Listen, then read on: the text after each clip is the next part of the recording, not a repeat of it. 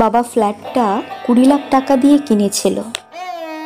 একদিন বাবা মারা গেল, তারপর শোকে মা মারা গেল।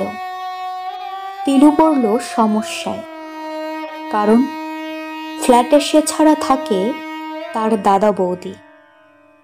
বৌদির সঙ্গে তিলুর সদ্ভাব নেই। বৌদি ভীষণ ঝগড়াটে, পান থেকে চুন খসলেই বৌদি চেঁচাতে শুরু করে।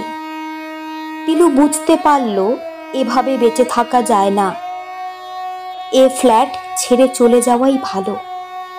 কিন্তু কিভাবে যাবে? হুট করে তো চলে যাওয়া যায় না। আর যাবেই বা কেন? বাবার নামে ফ্ল্যাট। বাবা মৃত্যুর আগে কাউকেই ফ্ল্যাটটা দিয়ে যাননি, সুতরাং ফ্ল্যাটে দাদার এবং তার সমান অধিকার। দাদার অনেক টাকা, দাদা তাকে 10 লাখ টাকা দিলে সে ফ্ল্যাট ছেড়ে চলে যাবে। তবে দাদাকে কথাটা বলা দরকার। কিভাবে বলবে? কখন বলবে? দাদা তার মতো চাকরি করে না, ব্যবসা করে।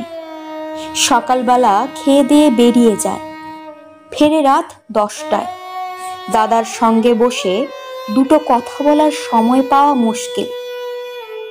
তিলুর দাদা বুদ্ধিমান, সংসারের খুঁটিনাটি নিয়ে মাথা না ঘামালেও ভাইয়ের সমস্যাটা আঁচ করতে পেরেছিল।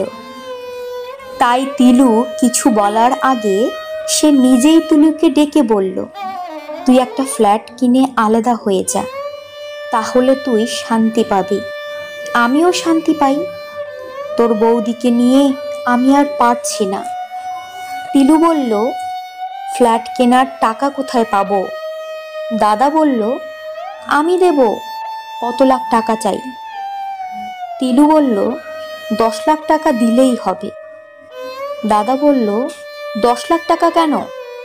দরকার হলে আমি তোকে আরো টাকা দেব, তবে এসব কথা তোর বৌদি যেন জানতে না পারে। বলে একটু থেমে দাদা বলল, তোকে একটা পরামর্শ দেব, তুই কি শুনবি? তিলু কৌতূহলী হয়ে জানতে চাইল, বলো।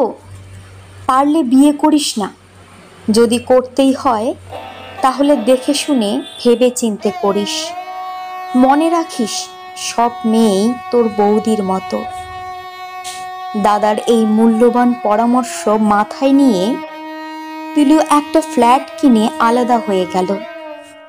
সঙ্গে নিয়ে গেল একটা খাট, একটা আলমারি, একটা টেবিল, দুটো চেয়ার, আর ফ্ল্যাটে এসে কিনল গ্যাসের উনুন, হাঁড়ি, কলসি, থালা, গেলাস, বাটি এবং আরো কিছু টুকিটাকি জিনিসপত্র। তিলু রান্না করতে পারে, ফলে তার খাওয়া দাওয়ার কোনো অসুবিধে হয় না। সে মনের আনন্দে দিন কাটাতে লাগলো। তার ফ্ল্যাটে টিভি নেই, ফ্রিজ নেই, ওয়াশিং মেশিন নেই, এসবের জন্যে তার অভাববোধ নেই।